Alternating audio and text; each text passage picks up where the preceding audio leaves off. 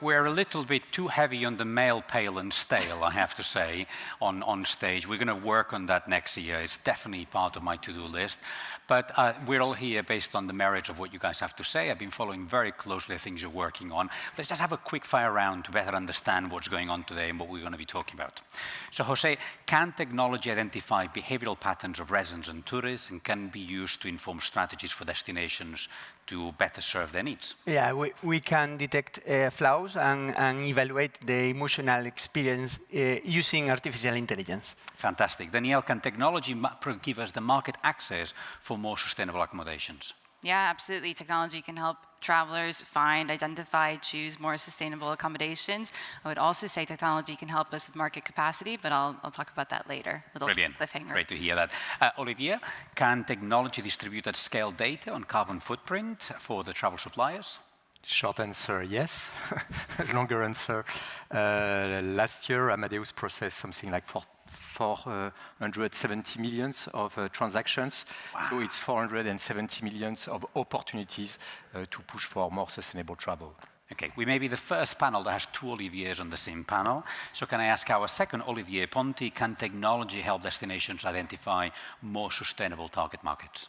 Yes, I think technology can help destinations understand which visitor profiles they can bring to their location at the time when they need them the most. Brilliant. Our final fire round question for Kim. Can technology help our destinations identify markets to help us reduce seasonality and also redistribute geographically those tourists? Definitely. Seasonality over tourism are topics that are being mentioned by many people, and we need data to really measure and understand these trends and technology to drive better impact of tourism. So, yeah. Does it sound too good to be true? Let's just find out and ask a few more questions to our panelists. So we start with Jose. It's the first time you're at this panel, but you are not new to ITB. In fact, your technology is being used at ITB until now. Can you tell us what you're working on? We are monitoring to a stand of ITB, and we analyze the behavioral of the visitors of the stands, and we propose, based in this data, we propose to the destiny, we propose strategies to improve the performance of the stand for the next fire. And we propose how to performance the campaigns because we analyze the reaction of the people at the material, promotional material in the stand. Okay, so essentially you've got cameras that when we go around the entire ITB are watching us and are analyzing our facial expressions, how much time we spend interacting with people, what we are looking at, and they're following us everywhere. Is this legal? It's legal. The priority when we develop this platform were the privacy and the anonymity. And it's two important cases in the development of the platform.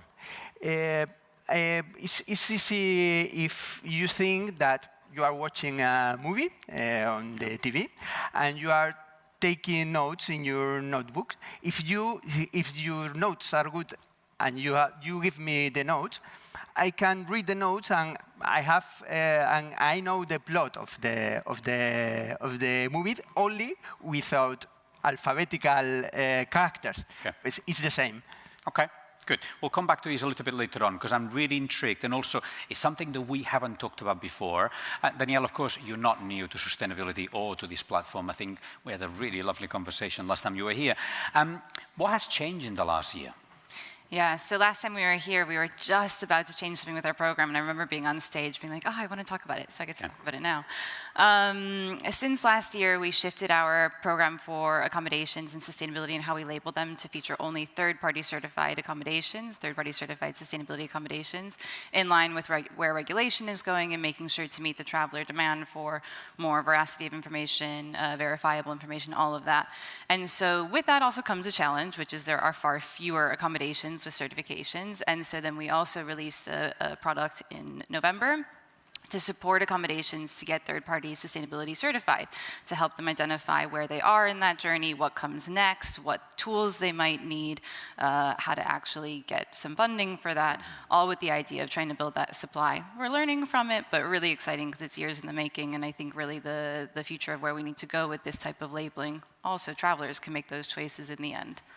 I started looking at certification in 2001, and for years, I know I'm giving away my age now, but for years, very little was happening. And in the last year, boy, oh boy, how much change. I mean, legislation, for example, is changing the goalposts constantly, right? Yeah, absolutely. I mean, so regulation has moved in this space very quickly. So we have two EU directives coming up, the Empowering Consumers for the Green Transition, which will come into effect next year, the Green Claims Directive. And what that does is that creates some parameters around how we communicate sustainability to consumers in every sector, not just travel. And constraints can lead to some challenges, but they also lead to some interesting space for innovation. And I think it's pushing that discussion forward, because now here we are, and we're in a place where there were a ton of options for how you considered labeling sustainability features, communicating all of that. Now we have a bit of a rule book that we need to look at, and that means that we can converge towards third-party certifications and start to solve some of the challenges that we've been seeing since 2001 or 1990 or whatever it was when some of these were formed. And that's going to be a really interesting process in the coming couple of years, and has been for the last couple as well. We have a real journey when it comes to certifications so that we can actually power those more sustainable choices and communicate in a compliant manner, which is really top of mind. But you've done the numbers more than I have, right? But 23 million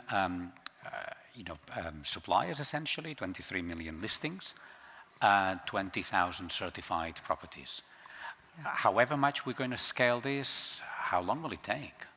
Well, so apples to apples, 23 million listings is rooms in every single thing that we have on the platform, whereas properties is a different figure. So not one for one, but the point stands. The number of certified accommodations today is just not enough. It doesn't meet the demand of the traveler. It makes the traveler feel that they have to choose between sustainability and all of the other parameters they have, price, whether they're a family, the destination, these things. So we have to scale that supply.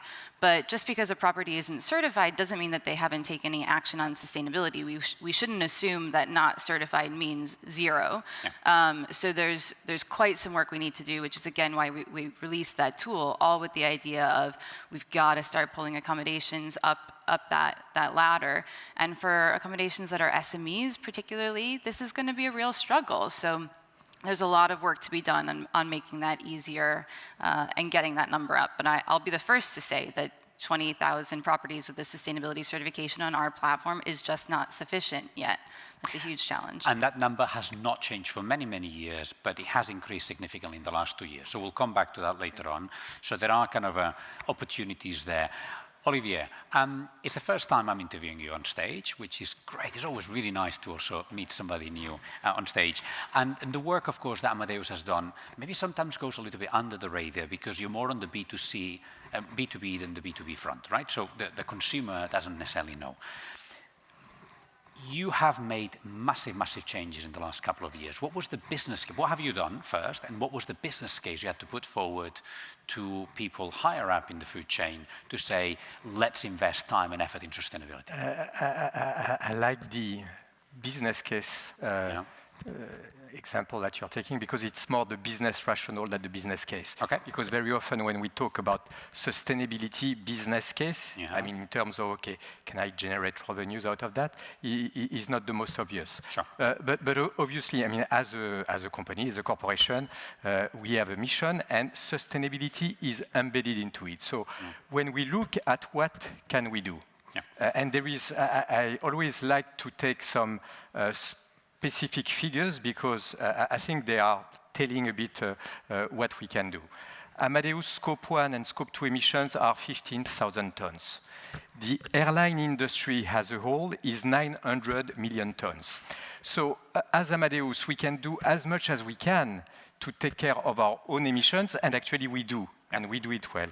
But if we can influence even by a little fraction, the 900 million tons, then we will have a bigger impact. So this is exactly what we are doing by providing IT solutions for airports, for airlines, that generate efficiencies, and very often those efficiencies lead to possibility to reduce carbon emission. Actually, we released end of December with Accenture a specific report exactly to do that, to measure the impact of those two solutions, one which is an airport solution called Airport Sequence Manager, and which is optimizing the time an aircraft is spending between the departure gate and the runway. And when you optimize that time, so you reduce it, it's less time on the taxiway, less emissions. And then we have another solution, which is called DCS weight and balance. And it's providing the optimal fuel that an aircraft can or must take on board for a safe flight.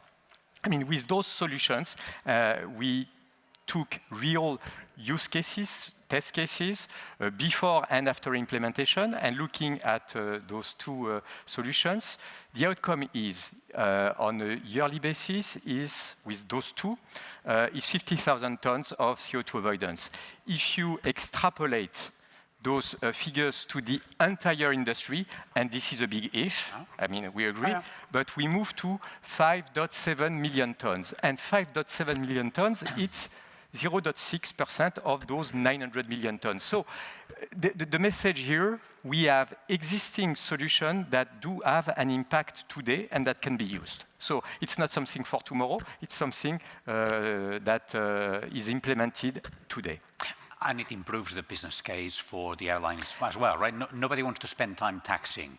No consumer enjoys sitting there waiting for it. And very valid point. I mean, let's say the recipe for success is that one, is when you have economic benefits with the sustainability benefits. Because obviously for an airline, their largest cost is fuel, 30%. So, I mean, every time you can optimize the fuel, I mean, it's going to be a real win-win.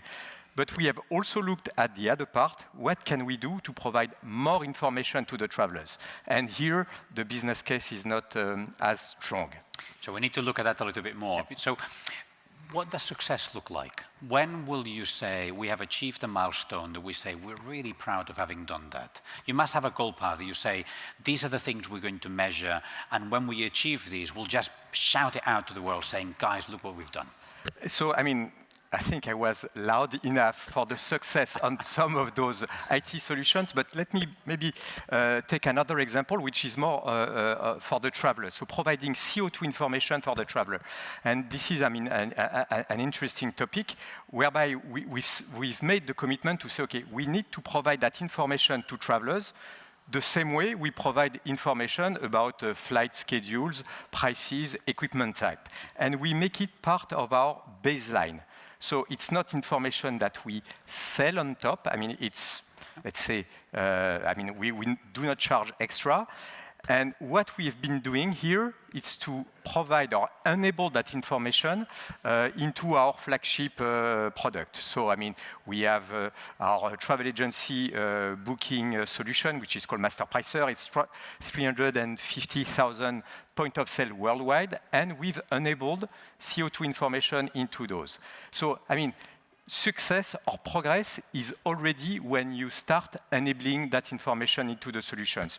We have another one which is called Master Pricer, and it's the search solution which is actually used by 8 out of 10 of the largest online travel agency in the world. So, I mean, it's a solid product, and we are also enabling CO2 information into Master Pricer. Then the next stage of measurement is going to be adoption. So now it's there, it's in the feed, the APIs, or however you call them. Now the customers need to say, okay, this is available from Amadeus. I want to implement it into my website, into my front office, and so on. So that's the second part of the measurement. And there is a third one, but I don't want to speak too much there. Brilliant. So obviously, the idea that all these platforms will use the same data and there will be data consistency is key. There's nothing more frustrating for customers to have confusing or contradictory data. Beyond that, what will happen next? What do we know about under which circumstances customers change their choice of flight based on some of this carbon data? Surely you'll have done some testing before releasing, like there's a lot of effort, right? You want to know that providing this information out to the world will make some sort of difference.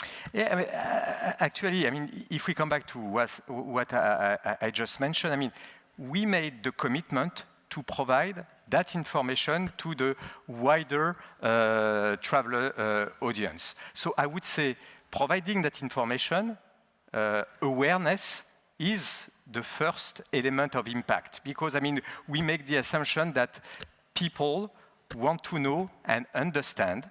So, I mean, this is the first step. When it comes to really measuring the impact, what we've been doing is more user testing on how we are displaying that information into our B2B environment, so for travel agencies. And here, we rely on what Travelist, so maybe you don't know what Travelist is, but this is the source of the CO2 information that we are using in Amadeus. And Travelist is an NGO with the purpose to make sustainable information for travel available, providing frameworks and proven data points. So we are using that source of information from Travelist. And so what we've done is we used the Travelist recommendation, their best practices, to say, okay, this is how we are going to present that information into our solutions. But again, we are only B2B. The real impact is going to be in the B2C interfaces of all our customers. And I should say all our customers is the global travel industry. Many of the global travel industry are Amadeus customers. So, I mean, and they will be the one to be able to really measure the impact. I think, I mean, there is still some way to go. Indeed. Olivier, can I ask you a question about the purpose of your organization? In your website, you say the purpose is to help travel businesses leverage the power of data. What does that mean in practice? At Forward Keys, we're a travel analytics company, and our purpose is to predict travelers' impact. Okay. So in order to do this, we collect information mainly coming from the air travel sector to understand who will be flying where and when. And then we prepare this information, we slice and dice it so that it matches the needs of different travel businesses across the whole travel ecosystem. Now, as the topic here is sustainability, let's focus on some recent innovations that we have brought to the market for this specific segment, destinations. Now, if it's about traveling, I mean, predicting the future of travel, what you need are good forecasts. And we've invested enormous resources to get the best forecast possible so that our clients can look into the future and with a very high level of granularity and accuracy understand who will be flying where and when. Why is this important? Because it enables destinations to anticipate those flows, get ready, anticipate the moments where they think they may have some issues of unbalanced tourism, and also identify the periods that are going to be weak and work on those periods. That's the second innovation, the new solutions we've brought to the market to help destinations identify the profiles of visitors that are the most likely to visit them during the low season. We believe that destinations with a very high level of seasonality are not using their infrastructures in the best possible way. They have often too many people at the same place at the same time during the high season and very few people during the low season. How can we solve this? We believe technology can do this. We've developed new solutions based on AI that use all the data available worldwide to understand where you should focus on for the low season, what market. You can also decide how far away you want to go with your marketing campaigns. If you want to get only to nearby markets, if you want to aim at some long-haul markets as well, you choose, right? Third innovation, and here for us, this was a bit of a revolution because we've always been focused on air travel, and all of a sudden, we decided that it was absolutely necessary to understand what people were doing at destination level. So from the moment they had arrived at the airports, what were they doing until the moment they would depart from that airport. And for this, we started using geolocated data that helped us understand if dispersal strategies were working or not, for example, where and when there were some issues related to unbalanced tourism, who was generating those issues so that DMOs could have a much more targeted approach and try and solve those issues. Brilliant. Kim, let me come to you now, and then we'll obviously come back to all the panelists for a second round of questions shortly. But MasterCard is a huge player, right? With great power comes great responsibility. I think before Spider-Man said that, there was some Greek philosopher that already said it before. You guys have so much data on consumer behavior patterns. How can destinations leverage this sort of information to be able to take better informed decisions? Well, I think that Oliver has introduced some of the ways, but just to go deeper, just for your info, we at MasterCard managed last year 150 billion of transactions around the world, always in an aggregated way and anonymized.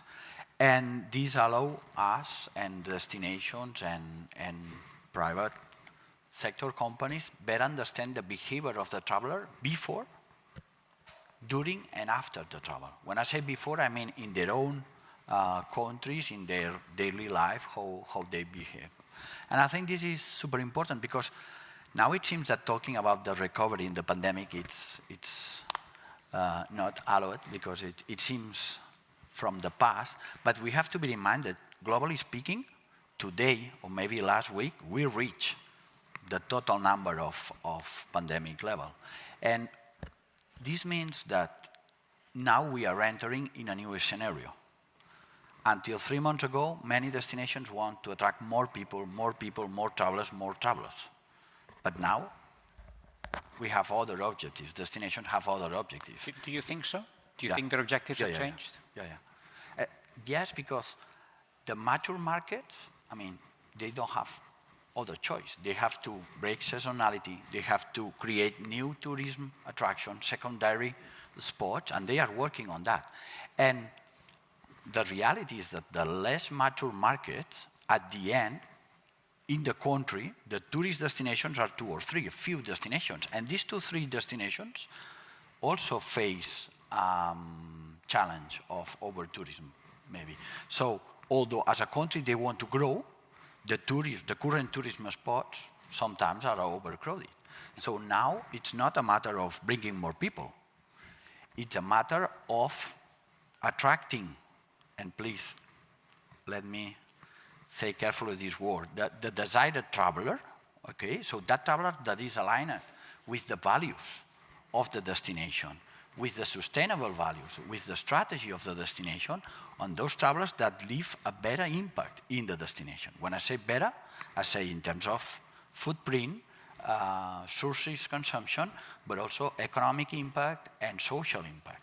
And so how does your technology allow you to do that? What kind of information do you provide to a destination that will give them the tools to identify those markets that will not only spend more, but more of the money will stay locally or will spend it, you know, in places that at the moment are less crowded?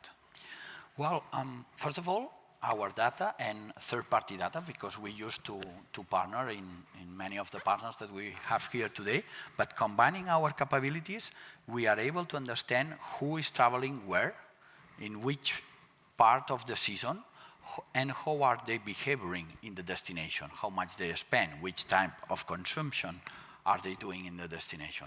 And these allow our partners, tourist destinations at national level and also at local level, to drive better strategies, to design new products in the destination or drive better campaigns to the specific markets. And we are leveraging our data, third-party data, as Oliver mentioned, but also our marketing capabilities and our digital solutions to improve the full life cycle of the travel. I guess my question to both you and Olivier is, those are the tools and that's the purpose, right? But do you think the destinations are using them in that way, or are they using them to increase the volume of tourism off-season and in other locations, but not as a means of then being able to reduce the high season? Essentially, the low season is becoming more like the high season, as opposed to saying we are generally able to distribute that volume throughout. I'm not blaming the tools, I'm blaming the user of the tool. I don't think the users should be blamed. I think destinations have a long history of trying to bring more people to their premises. They are extremely performant marketing machines. Yeah. In some destinations, the DMOs have understood that they should change the rules of the game, that it was not about attracting as many people as possible, but really attracting the people that would make the destination benefit from those travel flows. And they've realized that technology could help them there.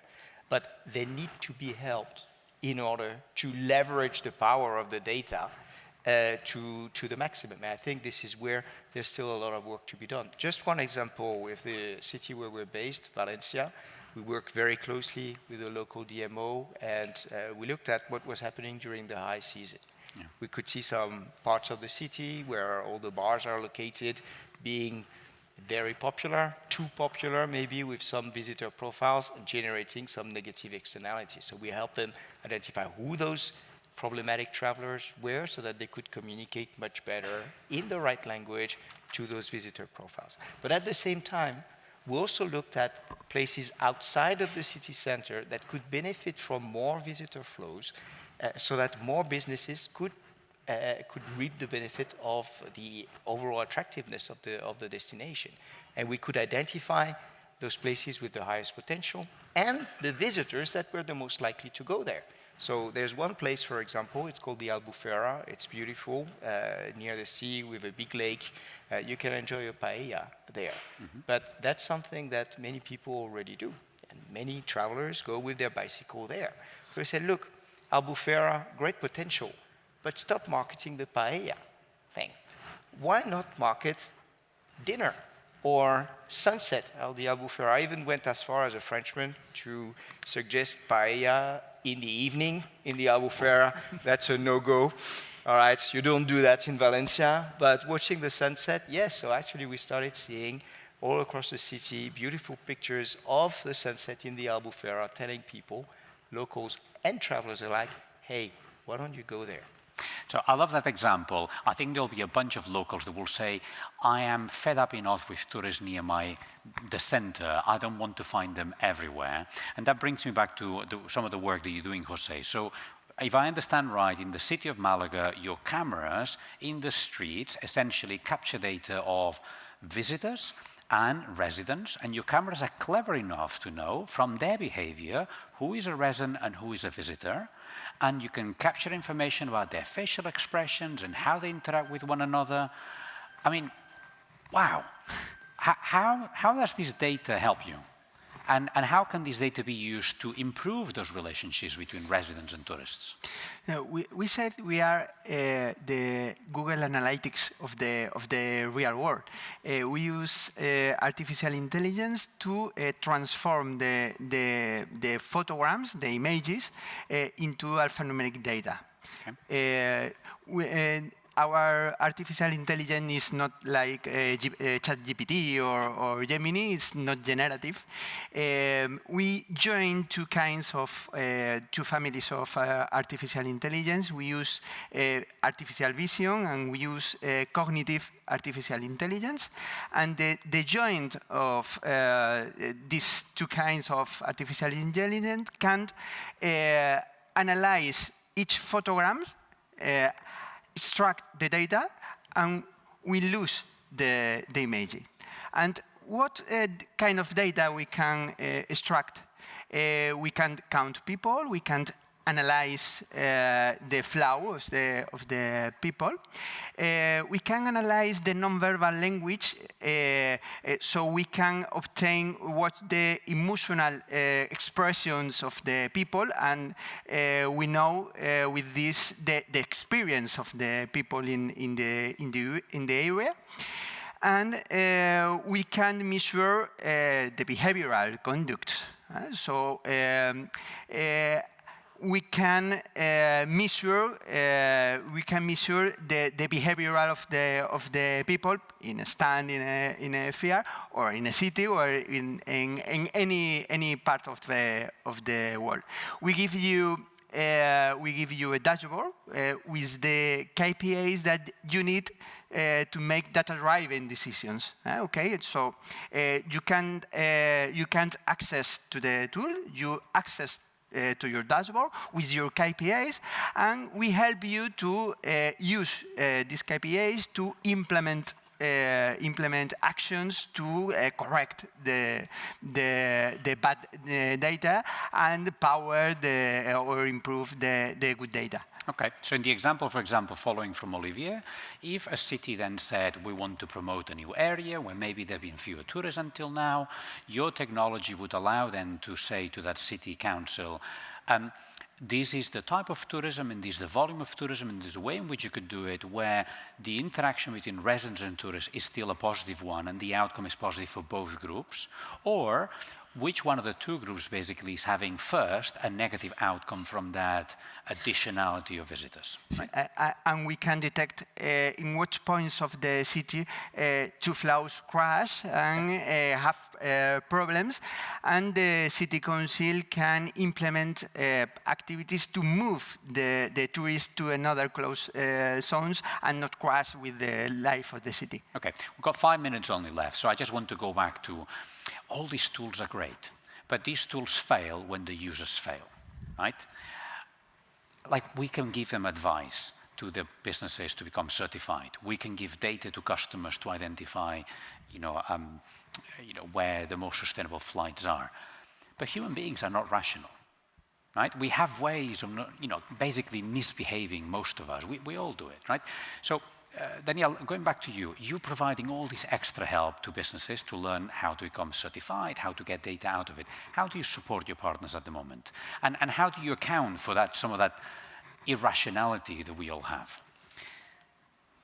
Irrationality is one way of framing it. I think what we have to do is really identify what the core barriers are and what sits behind them. So we do, of course, a ton of research to hear from our accommodation partners why they're struggling to get certified. Is it a funding issue? Is it an education issue? Is it just a lack of business case and clear business rationale?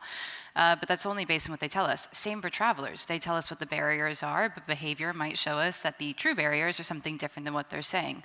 So we have to supplement that research with the actual behavioral data that we're seeing, and from there start to refine the approaches that we're taking. On the traveler side, we maybe should display in a way that isn't what they're telling us that they want, but actually is giving them the clarity or information that they're looking for.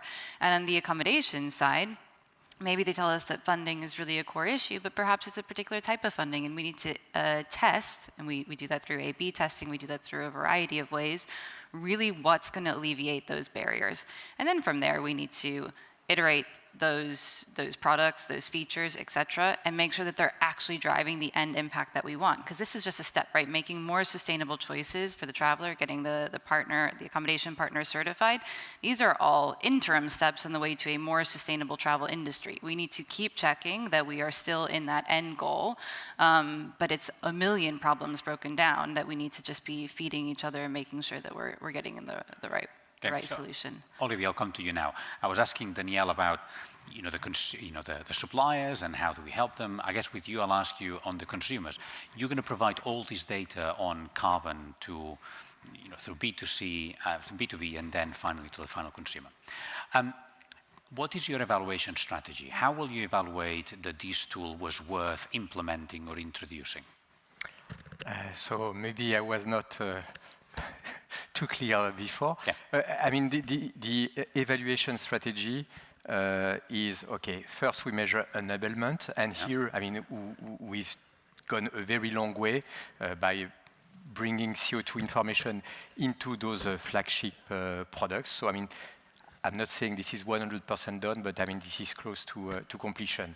Second stage is going to be adoption. So I mean, talking with customers, saying, okay, the information is there, you can use it in your own displays to inform your customer. Yeah. And then the last one is impact. I was saying, okay, modestly right now, what we are saying is providing awareness is already maybe not success, but progress. And actually, I mean, all of us, and as part of the coalition, what we would like to measure is, does this virtuous circle exist? And what is this virtuous circle? It's, I provide CO2 information that travelers can see. Travelers start selecting flights, not just on convenience or price, but also on CO2. Okay. Then airlines start seeing that it becomes a competitive advantage to have lower CO2 emission, and then they do whatever they can to remain competitive. And then you get to have those CO2 avoidance at an industry level. And this is something that we need to do as part of the coalition of travelists. I mentioned it quickly earlier. But in Travelist, you have the likes of Expedia, Booking.com, Trip.com, Google, and many other technology players. So, I mean, there is a critical mass of actors, people using that CO2 data. And with the help of science professors, I mean, we will be able to measure. But, I mean, this is only the beginning. But we've done some pilots, right? Otherwise, we could have built a whole thing, not knowing if consumers will genuinely make different decisions. No, but I think, I mean, there are, let's say, other examples in other industries. I mean, in Europe, I mean, we all know what happened with the electric appliances, where some years ago we started seeing those labels with the electricity efficiency with the A, B, C, D category. And actually, what was the outcome?